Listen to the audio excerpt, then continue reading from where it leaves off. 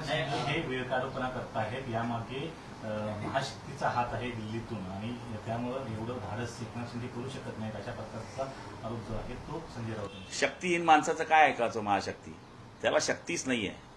हे संजय राऊत म्हणजे हे बावलं आहे.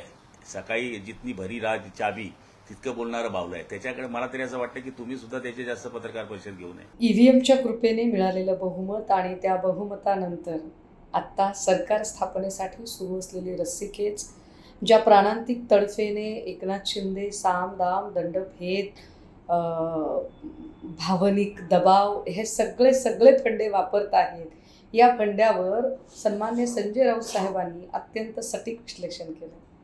पण यावर गुलाब पाटील असं म्हणत आहेत की नाही, राऊत साहेबांना तर आगीत तेल टाकायची सवय आहे. गुलाबराव, चला एका मिनिटासाठी मान्य केलं की आगीत तेल टाकले, पण याचा अर्थ तुम्ही हे तर मान्य करता की आग लागलीये, रान पेटलंय. गुलाबराव, आता जर इतकं रान पेटलेलंच आहे तर 5 तारखेच्या आधी काहीही करून ते विझवण्याचे प्रयत्न करा.